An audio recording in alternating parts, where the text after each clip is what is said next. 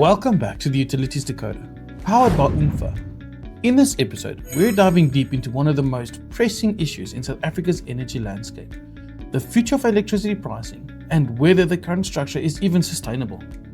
Joining us today is Tommy Diedericks, founder of Renew Consulting, who has been in the forefront of challenging municipal tariff hikes, uncovering flaws in Eskom's proposed 2025 to 2026 retail tariff structures, and advocating for fairer energy pricing. Have you ever heard of the utilities debt spiral or energy poverty? If not, then this episode is the one that you've been waiting for. To those who have not had the privilege of meeting Tommy Diedericks, he is the founder of Renew Consulting. Tommy is known for his sharp policy insight and deep technical understanding of tariff structures, with a particular focus on what's fair, what's legal, and what's sustainable. Tommy, thanks so much for joining us, and why don't you give the viewers a brief introduction to yourself and your company?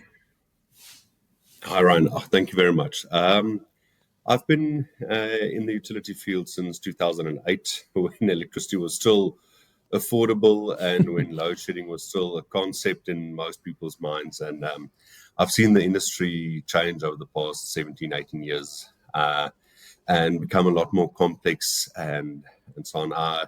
I work now mostly for some of the largest steel manufacturers in the country and heavy users, but I also consult for companies like KFC and instruction companies like Oryx or engineering firms, and basically anybody that needs to have a serious look at the cost of energy that's running away and what can be done, not just on a technical side, but also on the tariff side, and not just accepting the tariffs, but also going to NERSA and see what can be done to tackle those tariffs.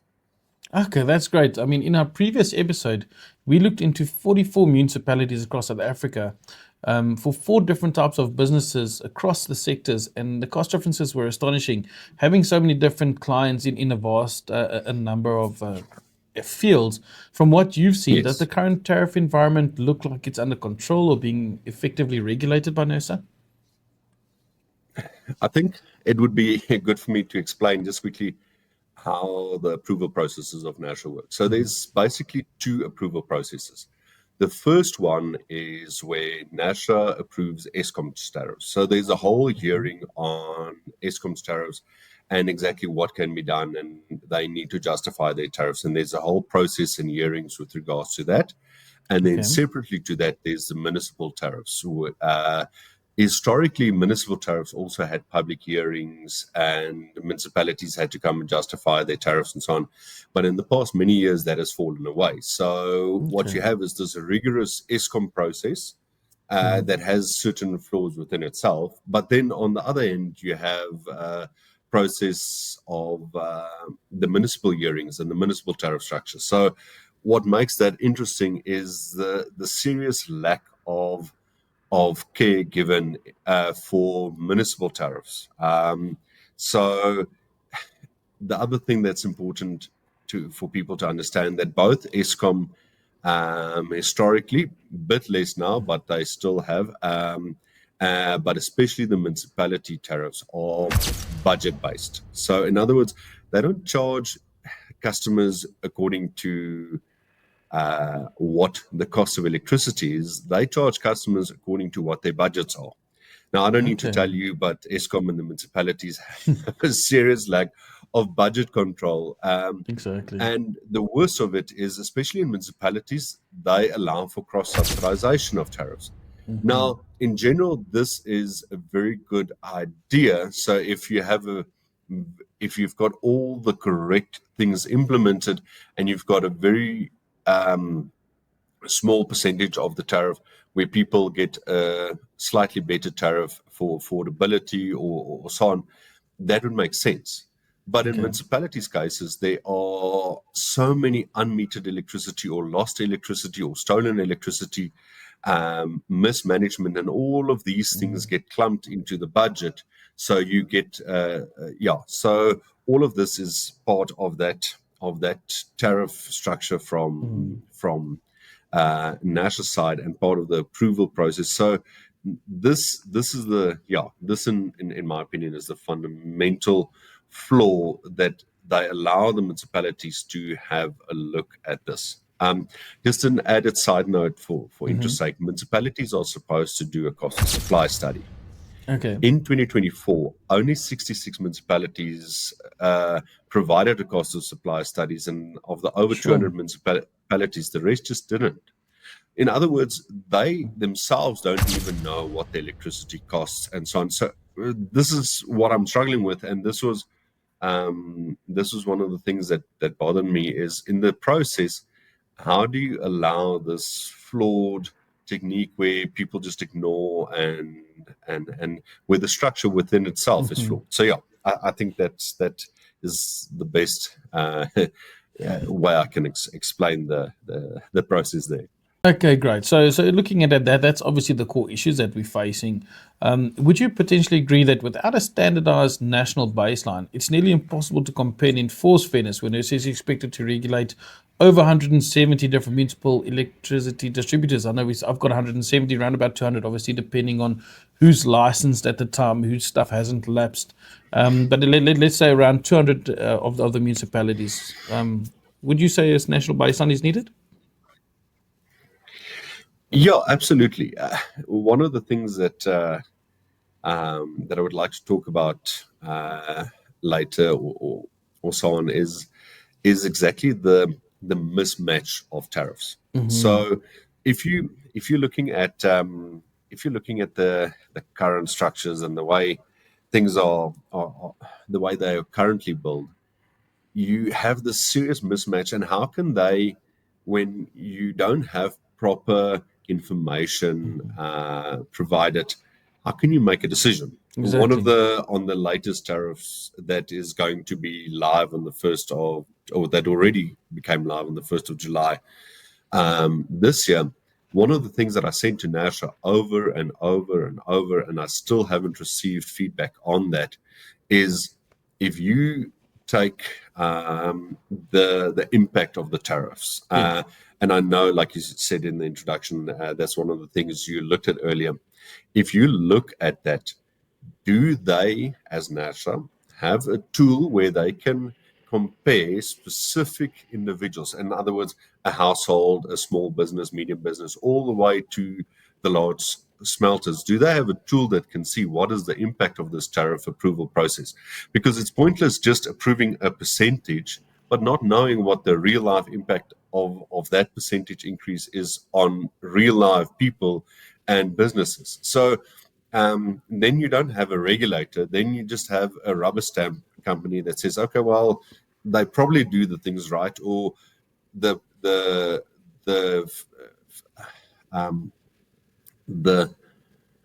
backlash from municipalities or municipal managers or so on would be too severe to say no. Yeah. So then why bother? I mean, then don't have a separate process. If you're just going to rubber stamp, just rubber stamp the whole thing. But if you bring in a single structure, all of this falls away, and it becomes possible for NERSA to really regulate and to really see where municipalities are deviating from where they should be, and deviating from cost-wise and so on. So yeah, I think that is one of the things that they should absolutely have a look at. But they don't seem to be interested in something like that at the moment. Well, it's interesting you say that, because I know you've raised a formal objection to the proposed tariff increases with NERSA. Did you receive any feedback on the matter? What was the outcome prior to the municipal tariffs being approved? What's that landscape look like? Yeah, so my biggest problem with it was again no public hearings. Yeah. Real people, real businesses without the ability to say, look, this is what's happening. I did receive feedback, but only in as far as we'll send it to the municipalities. I provided them with a range of requests covering around about 8 pages. I'm happy to share that with you. You can just link it somewhere where people can download it. But great, thank you. There's real concerns, and they just, at the end of the day, after all the questions, they just approve the tariffs without any changes or amendment, not a single change to what the municipalities requested. And when we ask, they're like, okay, well, they've got until the end of September to provide us with feedback, so they'll do that. But the problem with that is by the time it's end of September, all of these tariffs have been implemented, they've been charged, they've been on the accounts. So if you then provide feedback and we find something that is illegal, which we will definitely do, by that time the tariffs are already loaded, people are already being charged that. So it is really, again, it's a rubber stamp process that is designed to have as little as possible influence. Just to give you an idea, NERSA sends out a tweet on a Saturday morning at 2 a.m. Whispering that, look, we will have this hearing, and if you don't, we won't have hearings. We'll if you're not happy with the tariffs, please send us a written problem with the tariffs. And you send that to them, and they're like, oh, okay. But nothing gets done. And it's, again, their whole goal at the moment is to have as little as possible input from the outside to save themselves in a court case so that they can say, yeah, but you had the chance to object, but you didn't. So that's why I made sure that my objections include as many things as possible, so that when these inevitably go to court, that it can be incorporated into the defense that we have on this broken system. Absolutely. And I mean, we did a comparison of the municipality. There's absolutely no way that there's any logic here. It's, as you say, it's become a tick exercise. Put a rubber stamp on with no real understanding, knowledge, or basis in which to even approve these structures. I mean, they're just astronomical, and some of them just completely don't make sense. So if we look at the 2025, 2026 proposed Eskom tariff structures, there seems to be a big shift. Maybe if you can run us through what exactly is changing and who will it impact the most? So, interestingly, there was an Eskom, just so that people know what happened, there was an Eskom tariff increase proposal, MYPD, multi-year price increase that they put for 3 years. Okay. But just after those hearings, and people could be fooled into thinking it was part of the same hearings as separate, they had an RTP hearing, which was a retail tariff plan. The retail tariff plan came after the public hearing. So in other words, when they were going from town to town looking at the public, they presented them with something, and they asked for an increase based on the method that they changed just a few days later. Exactly. So the biggest impact is that they are moving away from the simple basic economic principle where the more of a single product you buy, the cheaper you pay. That's one of the big fundamental problems that they make.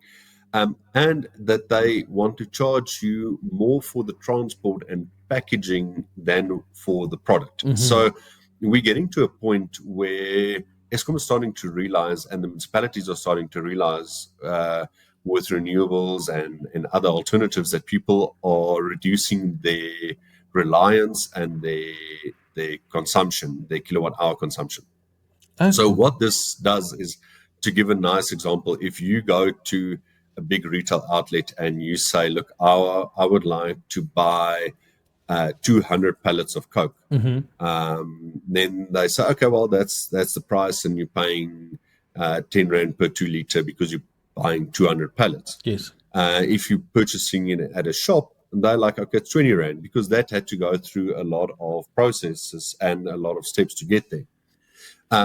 What Eskom with the retail tariff plan have done is they've mixed it around a bit. So to say, let's get to a point where almost everybody pays around 15 Rand. Some people score, some people lose, but the bottom line is that they are moving away from economic principles. They also want to start emphasizing, let's look sharply at what is it going to cost for transporting and for packaging instead of the product. So the future of this, and it's the same in municipalities, would mean that even if you consume little to no electricity from the municipality or Eskom, you'll still have a very exorbitant bill because of the ability to use said electricity. Okay. So yeah, that is what I think they've done in the current retail tariff plan environment. Okay, so I mean, with taking that, so obviously the demand charges have become the largest portion of the bill. That's the packaging that we're talking about, your connection fees. Energy, not so much. There might be some decreases that we implemented there, but as you say, it's that packaging, it's your connection, it's your demand charges, and all of that which has changed. Would you consider this a radical shift? I think what I can focus on there is that the municipalities and Eskom are also going through changes. The biggest change at Eskom was that they are not a single company anymore. They basically three companies. There is Eskom Generation, Eskom Transmission, and Eskom Distribution. Okay. The simplest way to explain that is generation is literally just that, generating the energy, generating the electricity. Okay. Transmission is you can look at that as the highway. So in other words, that is getting the electricity from the power station all the way to an off ramp. So it's basically the highway of energy. And then you can look at distribution as your suburb or your roads in your area. That is the localized electricity. All right. So those are three entities. Distribution is mostly that would give you a very great example of where municipalities operate. That's why they have distribution licenses, because they don't transport electricity, they don't generally generate electricity, they just distribute already generated and transported electricity. And the reason why this is important, because Eskom is no longer a single company, you now have a transmission and distribution company looking at the future of their business and saying, you know what, we should charge more for this transport, and we should charge more for packaging and so on. So all of a sudden, you're in this new mixture of tariffs and tariff structures that gets us into this new environment, new space. So yeah. Well, I mean, if we look at it, it's very concerning. And what do you think would happen to businesses that have got inconsistent loads who are not able to shift their consumption? They haven't got a choice. They're stuck where they are. What's going to happen to businesses of these caliber? So the best way I can put it is eventually electricity would just be too expensive. My problem is, again, if we had a single structure, we could at least have a very real conversation of how this could be done fairly for all. But it's not. One municipality would charge 600 Rand a kVA and 6,000 Rand basic charge for a small industrial customer, meaning that if they operate for 1 day in a month, so in other words, you've got one big machine in your factory. You don't use it often, but you use it 1 day a month. Because you make a very specific end product with it or so on and so forth, your bill increases astronomically. Yes. So it has such a real direct impact on businesses. Okay. So yeah. Great. And I mean, the ripple effect charges like these, if you're taking, let's say, maybe a small, medium business that's got, like you say, a small manufacturer that has a specific end product, something like that, the ripple effect of the changes and these increases in the tariffs, I mean, surely there must be some issue in terms of job loss and that sort of stuff. Is there a potential that these changes can have those sort of ripple-on effects? So when I was going across the country at the Eskom NERSA hearings, we were in Klerksdorp. Okay. And so you have this whole thing where there's a kind of a mismatch where people show up in a hearing with opposed to tariffs. So you sometimes get municipal people coming in at Eskom tariff hearings. Okay. Because that's the only place where they can voice their concerns. Yes. And what was really hitting and sad to me was when there was a guy that came up and he was very emotional, but I can understand why. Okay. He had to explain that the tariff structures in the municipality in Landlord have basically all but destroyed business Sure. livelihood in the municipality. And if you take a look at especially your smaller municipalities, you drive through the small industrial areas, it's dead in most municipalities. And it is directly related to services and the cost of those services of municipalities. Again, Exactly. if you don't have a single structure and you've got varying costs and you've got a municipality that can cross subsidize and try and catch up to get to their budget, the cost of electricity runs away, and then these guys are inevitably left with a failing municipality and your job givers that constantly goes away, and the job givers that constantly cannot keep up and eventually close or move to another area where the electricity can be more affordable. Exactly, and I think that's what we touched on in our previous episode on the Utilities Decoder. We took and we analyzed 44 municipalities, and it's just it's astronomical to see what the same usage, the same business to operate in one area versus another, and that's why I think we've seen a lot of these smaller towns fold, and I mean they're a dime a dozen. I think you know industry is obviously bigger users. I think a lot of our viewers also might not be in that sort of space. How does these changes affect households? I think we spoke a bit, or we've spoken a bit behind the scenes about energy poverty. What is that, and how will these changes affect the households? Well, I think it is going to impact the middle class by far the hardest. In South Africa, we have, in theory, FBE, free basic energy, where there's 50 kilowatt hours of free energy Okay. to indigent communities. Then we have every municipality with their tariff structures.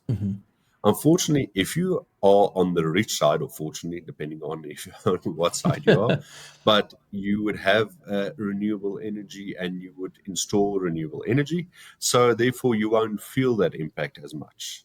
If Okay. you are on the FBE side, the free basic energy side, you're already getting free electricity. So that's not going to impact you the most. But the burden is on the middle class income. And I mean, I don't need to tell anyone, currently in this country, the middle class is bleeding. We have school fees to pay. We've got, our money just doesn't go as far, especially because of things like tariff structures and so on. That's not well thought out.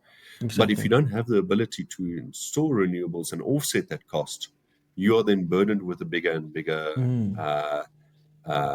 cost, and it really hurts. I mean, I've seen households where 200 Rand or 300 Rand or even 100 Rand can make a big difference. But some of these increases and tariffs let people pay for a household electricity 1,000 Rand more. Not Sure. 1,000 Rand. I mean, gone are the days where you would pay 1,000 Rand for electricity. Yeah, so The other 1,000 problem increase. is municipalities, yeah, municipalities are not focusing on ensuring that electricity is properly metered for indigent communities. Absolutely. Now, as a country where we have done a lot of transformation, one of the things that is of key importance to me here is that we often look at free basic energy and think, well, we can't just give electricity away.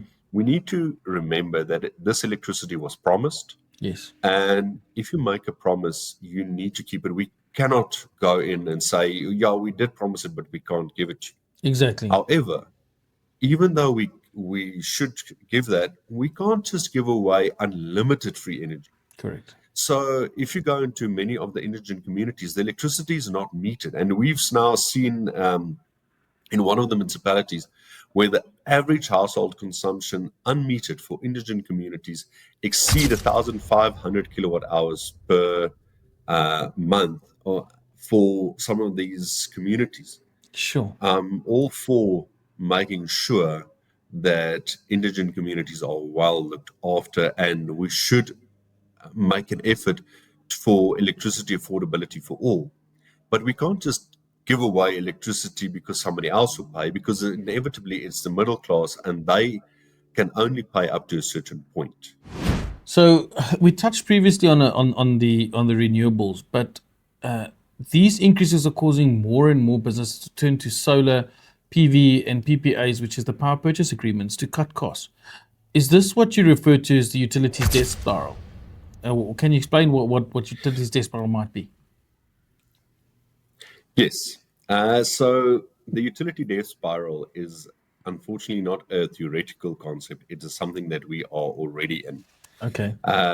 Basically put, it is when the cost of energy becomes so much more that you either cannot afford to consume it, Okay. or you can only afford an alternative.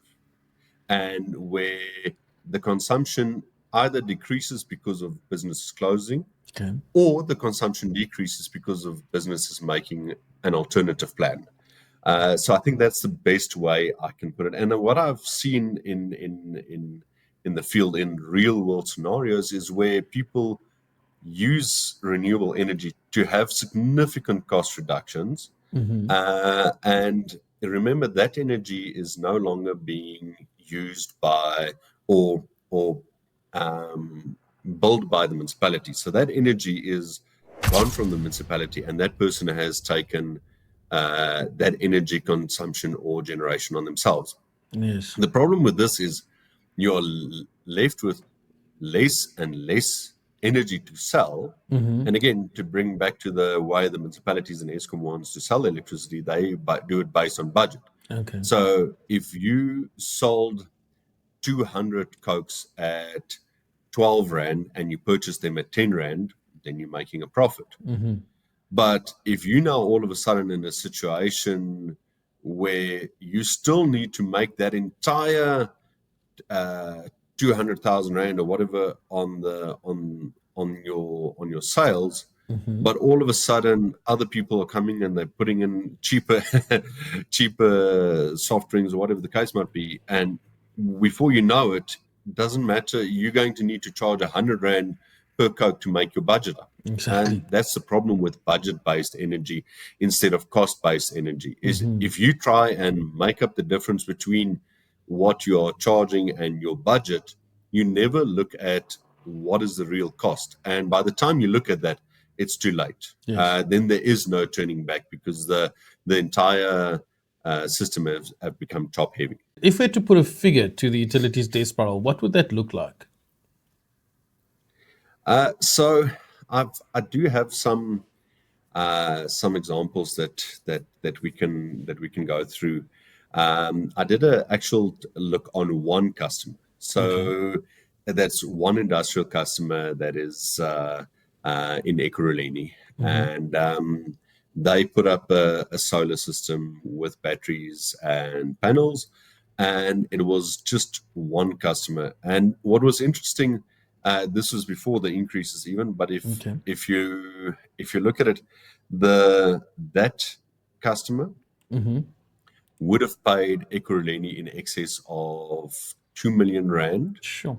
And they would have paid Eskom around about 1.6 million Rand for the same electricity. So you can already see Ekurhuleni for the same electricity being 400,000 Rand more expensive. Now, something that people need to understand is that they might think, okay, but Ekurhuleni made 400,000. That's okay because they need to pay people and so on. No. That's just the cost for the same electricity compared to Eskom and Ekurhuleni. Ekurhuleni pays much less for the electricity to Eskom. Exactly. So Ekurhuleni, as in that one customer, actually made that entire 800,000 Rand profit. If we look at this is what I was referring to. This customer, this was real life consumption, month per month, KVA, demand charges, consumption, everything. This is what this customer would have paid for the electricity if they did not have renewable energy. And if we look at the next slide, we actually can see what they paid Ekurhuleni, really paid Ekurhuleni. So instead of paying them 2 million Rand and 30,000 Rand, they paid them 1.149 million. Sure. And remember, this is before the current increase. Yes. And this is just on phase one of the renewable project. So there's still a lot more that can be done and improved and so on. Ekurhuleni charges currently over 11 Rand per kilowatt hour in peak times in winter. Sure. So the average consumption of this customer was around about between 3,000 to 6,000 kilowatt hours in peak, sometimes even up to 8,000 kilowatt hours in peak. With batteries and modern technology, it got moved to the point where they now consume almost no electricity in peak. They consume less than 300 kilowatt hours a month on peak energy. So again, it's not just that they're saving while the sun is shining. If the system was done correctly, then there are people that can battle this. So if you look at this, the solar saving is 800,000 Rand for this one customer. Sure. But what we must remember, this means that Ekurhuleni from one customer solar has now received 800,000 Rand less from one customer. That's a knock to any budget. If you take that into that will hurt. And now, if you think of the news the last while of you need to register and so on, I can guarantee you there's a massive fight coming because the municipalities want money for nothing, and this is hurting their bottom line. Exactly. Municipalities were not used to competition. Now there is real competition. Exactly. And all of a sudden, it's hurting their bottom line. But the problem is the people that can afford it. So in other words, those people that pay their accounts on a monthly basis that's never in arrears, those are the people that can go to the bank and afford renewable energy. Okay. So interestingly enough, I also had this exact same consumption. I applied the Eskom tariffs. And if we go to the next slide, what you'll see there is they would have had the same, an Eskom customer would have the same saving. So what's really interesting with this specific system, this specific system already saves the customer monthly on cash flow. Yes. So he's paying less for his monthly payments to pay the system off than he is for the electricity. So he's cash flow positive. Yes. In 5 years, this system will be paid off, and this system is guaranteed for 10 years. So in other words, this customer all of a sudden will have massive savings, but more than that, there's 800,000 Rand a year not going towards the municipality, not going towards a corrupt system. So that is a massive impact. That is and this is just impact. One customer. Imagine 10. Imagine drive around any neighborhood these days, and it's more spot the person without solar instead of the other way around. You know. What is the real life impact is astonishing. It is, and municipalities might look at this and say, "Oh, you know what? We are going to combat this," but it's too late because none of us wants to pay for something that we're not receiving. We're not receiving any proper services, but we need to pay for this. The municipalities are not looking at what they can do to improve their service, but they are not taking. And this is, by the way, this is something I've raised with NERSA on the current tariff increases. Is if you look at the cost of renewables versus the cost of municipal consumptions, have the municipalities in their calculations on their tariff really had a look at this and said, you know what, if we increase our electricity even more, we are just at an astronomical rate going to sell less.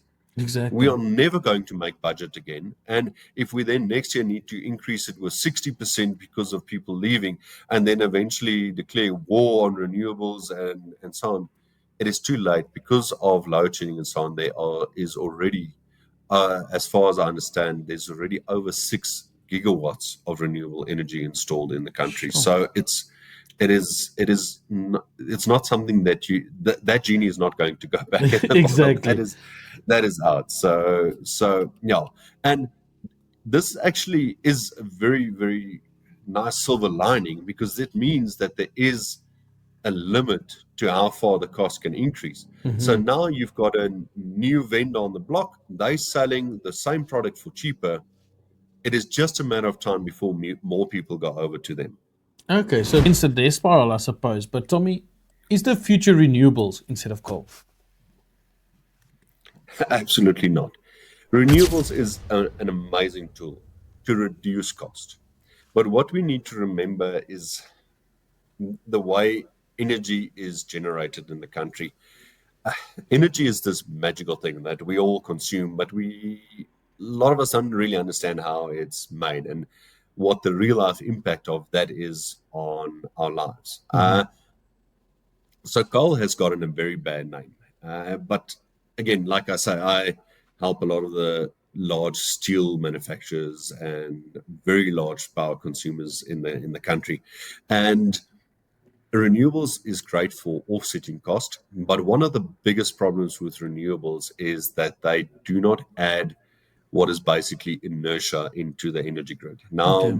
I don't want to be technical or let people all of a sudden run away from getting more information, but what inertia is when a coal power station generates electricity, they heat up water, that creates steam, that goes and basically turns a turbine. It's a bit more complex than this, but I'll put it as simple as I can. Yes. But that turbine has kinetic energy that where there's a magnetic field, and that kinetic energy then gets turned into usable electric energy. But when that process happens, there's inertia on the line. It's like we look at the power lines running across the road, but what we don't realize is each power line has got this massive steam train running through it. Yes. And if you have a smelter or so on that puts on a single item that uses more electricity than 40,000 households instantaneously, that something needs to happen. If you've got this steam train running through and it's got inertia and it's got energy, Yes. that is, you're not going to stop that. So if you put on a furnace or a smelter that uses that much energy, there's inertia on the line. So the only thing that happens is the frequency changes slightly, and the generation side can make up for that dip. Renewables, if you've got a big cloud or you've got some of those kind of things, it makes a massive dip or dent in the energy. So I think coal has gotten a bad name historically, and I think that with a country that has got an abundance of coal, we cannot move away from coal, and we should do our utmost best to see how we can transition. Not just coal is bad, let's leave it because somebody in Europe said it's a good idea. We should absolutely look after our environment, but we can't kill the entire economy and say, well, at least we're not burning coal.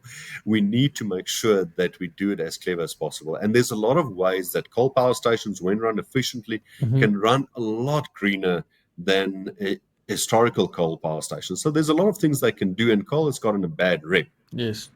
So I would like to see a future where we do use more and more renewable energy, because it's very cost effective.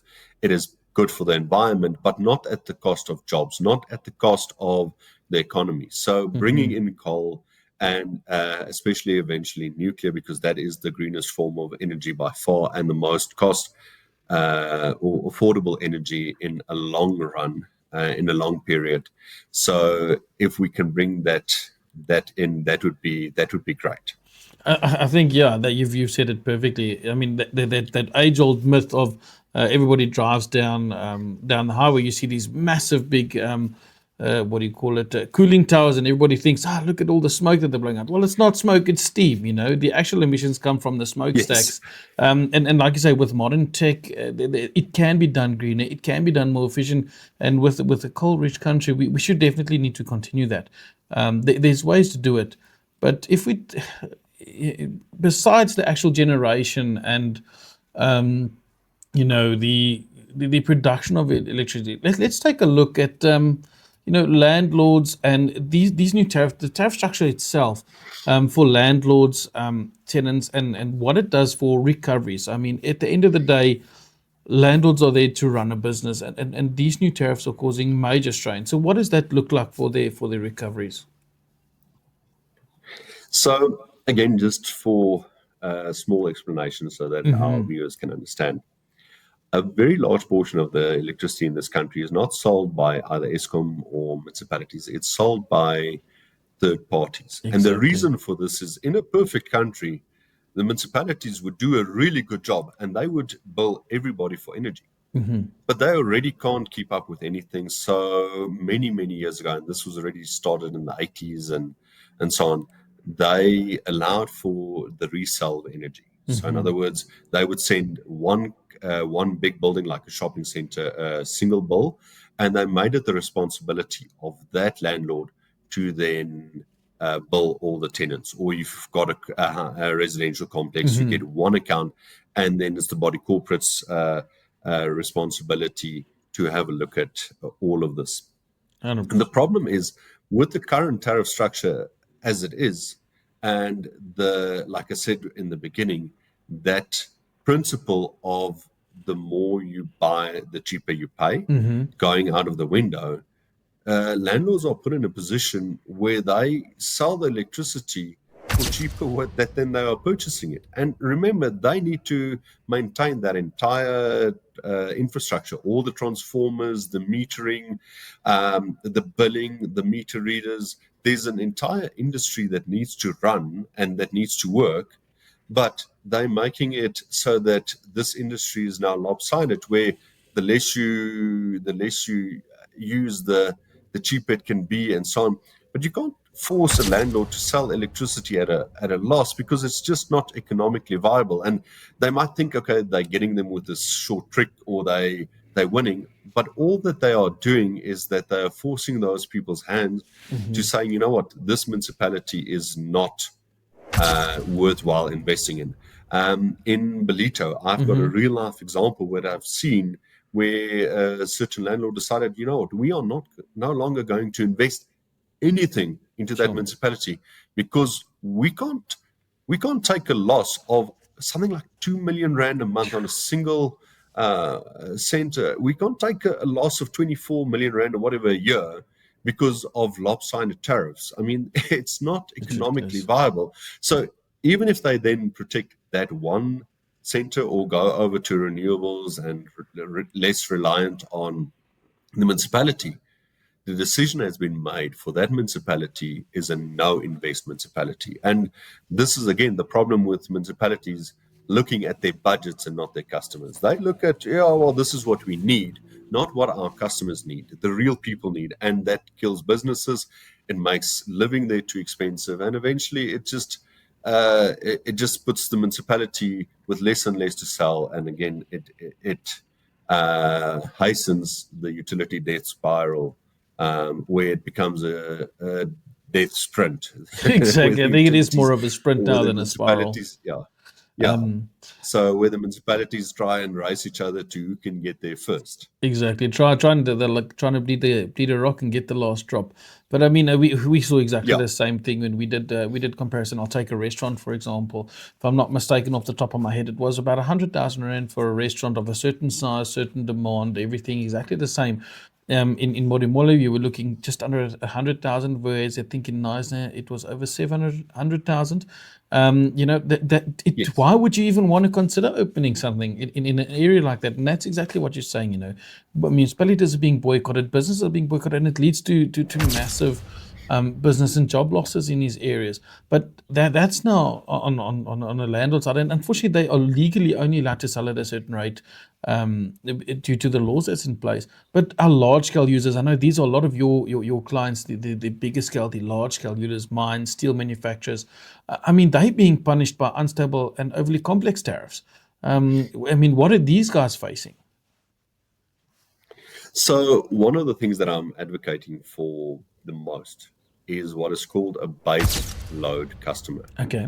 What I cannot fathom or understand is that Eskom is not looking after customers that consume more than 50 megawatt in demand, or more than 150 million kilowatt hours per year. Now, these are the customers that keep the grid running. When I spoke about that steam train running, these are the customers that uses the station 24 hours a day, 7 days a week, 330, 350 days a year. These are the customers that constantly use large amounts of electricity to keep our country running, to keep our mines and our industries running. They produce steel and so on. And I mean, you've seen in the news lately under how much pressure metal is and so on. And the problem is, even though there's always other factors, the problem is energy costs too much for the large power users. Eskom has what they call the Megaflex tariff, and that is from 1 megawatt upwards. This makes no sense because some of these notified maximum demand, the aluminium smelters, they've got a notified maximum demand of 1.2 million kVA. But they should be on the same tariff as the local shopping center that uses 1 megawatt or 1,000. I mean, there is such a big difference. And this should really be taken into consideration, where we say this cannot be. We need to make a plan and look after the baseload customers. Because remember, if our baseload customers' electricity becomes too expensive, all our products become too expensive. So in other words, there's a knock-on effect that immediately happens and everything becomes too expensive.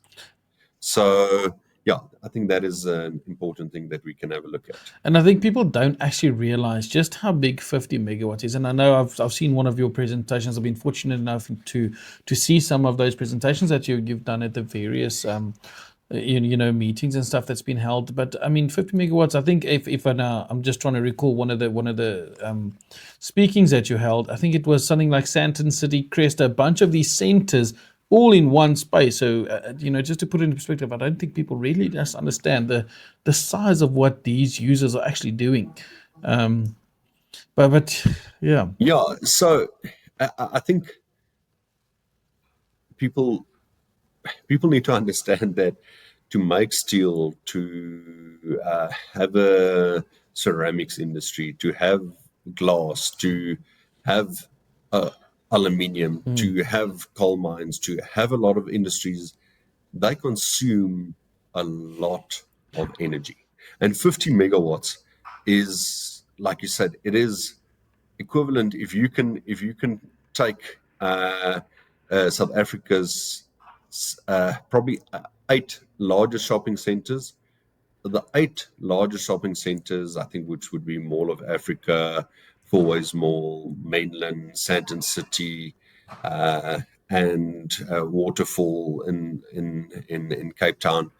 If you take 8 of them, I think they would maybe get to 50 megawatts. And remember, this is the entry point for these customers. This is what they use. Like I said, some of them use 1.2 million. So, exactly. And the reason we need to look after this is there are hundreds of thousands of jobs on the line in the coal industry, in the mining industry, in the steel industry. And the cost of energy for all of these people have run away. So yeah, that is something that we definitely need to have a look at. And that's something that I'm advocating a lot for. Absolutely. And I mean, with your vast level of expertise, would you consider that the best way forward perhaps be a national tariff structure? Again, yes, a single tariff structure, not a single tariff. So I think often people think of there needs to be a single tariff, and that's not what we mean. Again, the basic economic principles needs to apply. So what I mean with this is basic economic principles. The more you buy, the less you pay per unit, because the more you buy, the less it costs to get that specific unit to you. So a single tariff structure would allow us in this country to have a very nice balance and to have a very good relationship of each customer. And we can have a look at each individual customer, from free basic energy all the way to the smelters. What what is fair, correct, and right for each level to pay, and then to have a look at that and to set benchmark on a single structure. And this would also allow municipalities to not continue to die, because it doesn't matter if you in Knysna or Monimole, you would pay the same for your energy because you're on the same structure for the same business. But if you don't have a single structure, then it runs away and it becomes, it just impossible to get back. Exactly. I mean, anybody that's bought a one-size-fits-all jersey or pair of socks knows that it's never a one-size-fits-all. There's you got a certain gap. Think about clothing. You got a 12 to 14 year, 16 and onwards. These sort of things. We need to group them in similar categories. And like you say, transporting everybody with an Uber, transporting 50 people extra one bus, it's the same thing. Get the big power users need to be getting a better sort of consumption. But I think we can agree that the current system is broken. The knowledge and the ideas are there. But it's to get that across to the powers that be to make the right decision. So I don't know, have you got any final thoughts for us? Yeah, I think one of the thoughts that I have is that we need to unite and stand together to get this done. There's a lot of bureaucracy and red tape, but I think what we're seeing with all the court cases being won against NERSA, Eskom, and other municipalities is that there is really momentum towards getting to a fair structure, getting to a balance where people can run their business and not be constrained by the cost of electricity and go forward. So I think all we need to do is to fight this and say that we are not going to be happy with runaway costs. We're not going to be happy with energy costs that just increases day by day and nobody can do anything about it. So I think if we stand together, there is something we can do. And if we don't get it right via municipalities, then we need to ensure that we look at what can we do to install alternatives and what can we do to reduce the cost of energy to make sure that businesses stay viable and that we can continue to be economically viable and give people jobs that they so desperately need. Absolutely. Tommy, I know you've got an extremely busy schedule, but thank you so much for joining us and for taking time away from your new consulting to help us break down what we can only truly describe as a national crisis. Thank you very much. I appreciate it a lot. Great stuff. There we go. Thank you so much for watching episode 4 of the Utilities Decoder. And a huge thanks to Tommy Diedericks from New Consulting for joining us and helping make sense of the chaos behind these electricity bills. Coming up next, we'll be stealing some more valuable time from Tommy as we unpack what the 2025 to 2026 tariff increases really look like for the different sectors. We'll be looking at NERSA's instructions to municipalities prior to the municipal tariff approvals, as well as the deterioration of municipal infrastructure and the effect that this has on the economy. Until then, stay efficient, stay informed,